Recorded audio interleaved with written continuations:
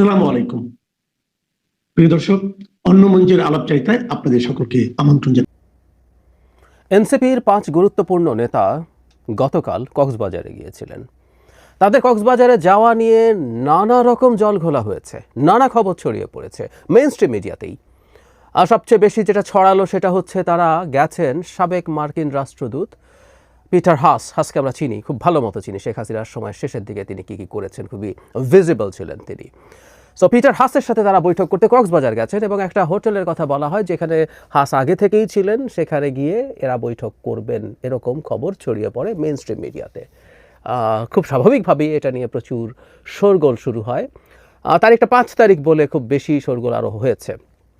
এই বাহানায় কয়েকটা কথা বলে রাখা দরকার, কারণ এই ঘটনাটাকে কেন্দ্র করে আমাদের মিডিয়া, আমাদের চিন্তার প্যাটার্ন, আমাদেরকে নিয়ে বিদেশিদের আগ্রহ, সব কিছু নিয়ে অনেক দিকে এটাকে আসলে অ্যানালাইজ করা যায়। সো কয়েকটা কথা একটু বলে রাখি। প্রথম কথাটা হচ্ছে, এখন এটা খুব ক্লিয়ারলি জানা যায় যে পিটার হাস দেশেই নেই। নানান সূত্র থেকে অনেকে ব্যক্তিগতভাবে কনফার্ম করেছেন পিটার হাস ওয়াশিংটনে আছেন। মানে পিটার হাস এখন বাংলাদেশে চাকরি করেন, আমরা হয়তো অনেকে জানি না, একটু জানিয়ে রাখি। আমেরিকান যে কোম্পানি আছে এক্সেলারেট এনার্জি, তার হয়ে তিনি এখানে কাজ করেন। তার এই চাকরি নিয়ে আসাটাকেও আমি আসলে খুব সিম্পল হিসাবে দেখি না, আমি আসবো সেই জায়গায়। তো উনি বাংলাদেশে থাকতে পারতেন। এখন প্রশ্ন হচ্ছে উনি কি কক্সবাজারে থাকবেন? কক্সবাজারে থাকলে রীতিমতো কক্সবাজারে গিয়ে এভাবে তাদেরকে বৈঠক করতে হবে এনসিপির 5 জনকে, যারা খুবই পরিচিত মুখ, এখন খুবই পরিচিত মুখ। পোস্ট 5 আগস্ট প্রত্যেকে খুবই পরিচিত মুখ।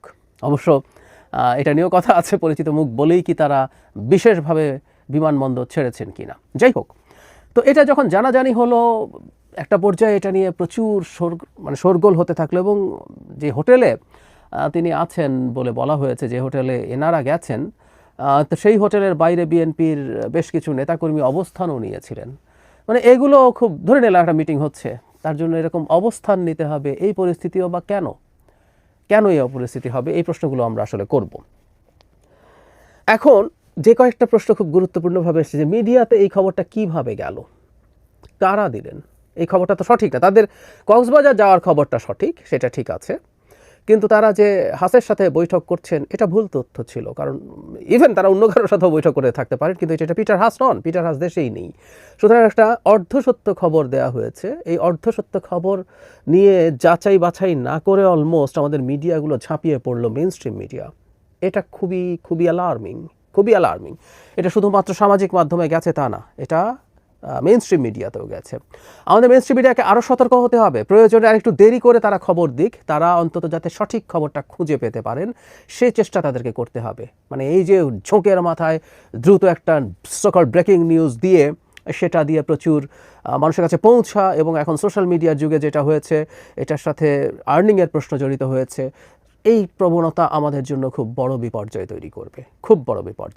সো এটা একটা খুব গুরুত্বপূর্ণ ফাইন্ডিং। এবং আমাদের প্রেস কাউন্সিল আছে, প্রেস কাউন্সিলের উচিত, এটা আদৌ কাজ করে কিনা এসব প্রশ্ন আছে, প্রেস কাউন্সিলের উচিত স্বতঃপ্রণোদিত হয়ে এই ব্যাপারটার একটু খোঁজ খবর করা।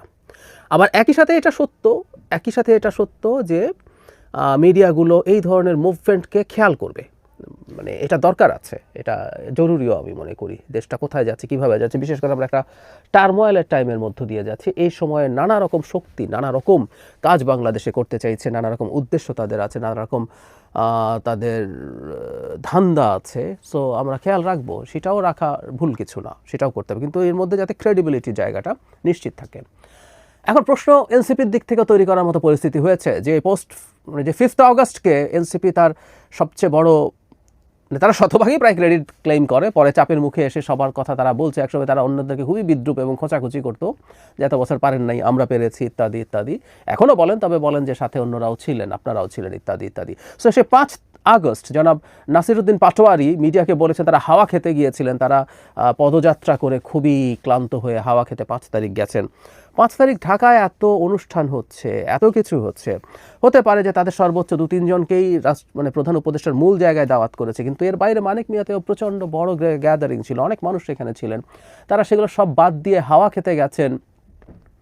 মানে এটা যদি সহি কথাও হয়ে থাকে, এটা অত্যন্ত পলিটিক্যালি ইনকারেক্ট সিদ্ধান্ত হয়েছে, তাদের এটা মনে রাখা দরকার। হাসের গুজব নাও যদি মানে রটে যেত, তাদের 5 জনকে দেখা গেছে বিচে, কক্সবাজারে, তারা পরিচিত মুখ, বারবারই বলছি, তাদেরকে দেখা যাওয়াটা ইটসেলফ এক ভালো বার্তা দিত না। কিন্তু এর মধ্যে খুবই বড় কিন্তু তৈরি করেছে, প্রশ্ন তৈরি করেছে একটা সিসিটিভি ফুটেজ, যেখানে দেখা যায়, এটা যদি সঠিক হয়ে থাকে, যেখানে দেখা যায় তারা বিমানবন্দরের পেছনে একটা নির্মাণাধীন গেট দিয়ে বেরোচ্ছেন। তার মানে তারা তাদের আশাটার লুকানোর চেষ্টা করছেন। তাহলে আমরা এই প্রশ্ন করতে পারি, তারা কেন আসলে লুকানোর চেষ্টা করছেন? তারা কি গোপন কোনো মিশনে এসেছিলেন? এই প্রশ্ন আসতে পারে, এটা আমরা করে রাখবো। এই ব্যাপারগুলো নিয়ে ভবিষ্যতে এই দলটিকে মাথা ঘামাতে হবে। পারসেপশন রাজনীতিতে ম্যাটার করে, তাদের এটা বুঝতে হবে। প্রায় বলি, ফ্যাক্টের চাইতে পারসেপশনের গুরুত্ব রাজনীতিতে একেবারে কম না। অনেক সময় পারসেপশন ফ্যাক্টকে ছাপিয়ে যায়। এবার আসলে ওই গুরুত্বপূর্ণ আলোচনাটায় আসি। ধরে নিলাম পিটার হাসের সাথে তাদের বৈঠক হয়েছে। আমরা এখন প্রশ্ন করবো, তাতে কি হয়েছে? তাতে আমাদের অনেকের একেবারে হিস্টিরিয়াগ্রস্তের মতো আচরণ করা উচিত হয়েছে কিনা? বাংলাদেশের রাজনীতিতে আমেরিকার স্বার্থ আছে, খুব সিরিয়াসলি আছে। শেখ হাসিনার সময় যখন আমেরিকা নানান পদক্ষেপ নিত, কতবার যে কথা বলেছি, আমেরিকা কাউকে চ্যারিটি করতে আসে না। কিন্তু আমরা তো সময় আমেরিকার পদক্ষেপকে সমর্থন করেছি, কারণ আমেরিকার স্বার্থ আর আমাদের স্বার্থ মিলে গেছে।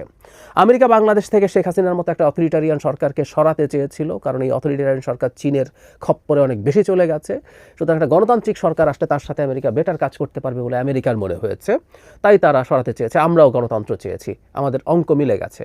মুক্তিযুদ্ধের সময় যেভাবে আমরা সোভিয়েত ইউনিয়নের সাহায্য নিয়েছিলাম, যেভাবে ভারতের সাহায্য নিয়েছিলাম, আমার স্বার্থের সাথে মিলে যাওয়ার কারণে ওরা কিন্তু কেউ চ্যারিটি করে না। ভারত পাকিস্তান ভেঙে দিতে চেয়েছে, এবং তার সোভিয়েত ইউনিয়ন তখনকার বাইপোলার যে ওয়ার্ল্ড ছিল, সেখানে সে ভারতের দিকে ছিল, কারণ পাকিস্তানের দিকে ছিল তখনকার তার শত্রু চায়না এবং আমেরিকা। তো যাই হোক, এইরকম একটা হিসাবে আমরা এটা নিয়েছি। এখন আমেরিকার স্বার্থ শেষ হয়ে গেছে, যায় নাই, এবং এখন আমেরিকার স্বার্থ, এটা খুব জরুরি, আমি একদিন আলাদা কথা বলবো, আমাদের রাষ্ট্রের সাথে নাও মিলতে পারে, আমাদের সাথে রাষ্ট্রের স্বার্থের সাথে নাও মিলতে পারে। সেটা যদি হয়, চোখ বন্ধ করে আমেরিকাকে সমর্থন করার কিছু থাকবে না।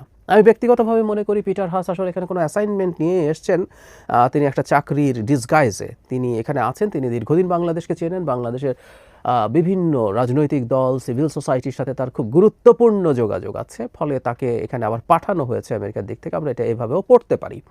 তো ফলে তিনি তার আমেরিকার স্বার্থ দেখার চেষ্টা করবেন, এবং তারা বসবেন, তারা এনসিপির সাথে বসবেন, তারা বিএনপি, জামায়াত, গণতন্ত্র মঞ্চ, যতজনের সাথে সম্ভব তারা বসবেন। এটাকে আমি প্রবলেমের কিছু দেখি না।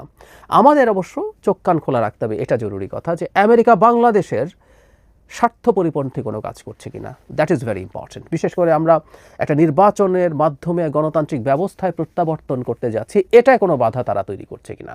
তারা মনে করছে কিনা একটা অনির্বাচিত, ডক্টর ইউনূস সরকারের ম্যান্ডেট আছে, সমর্থন আছে, যদি এটা এখন অনেক কমে গেছে, কিন্তু তারপরে এটা একটা অনির্বাচিত সরকার, সেই অনির্বাচিত সরকারকে দিয়ে বেশি সুবিধা অর্জন করা যায় কিনা, সেই চেষ্টা তারা করছে কিনা, সেটা আমরা খুবই চোখ কান খোলা রেখে দেখার চেষ্টা করব।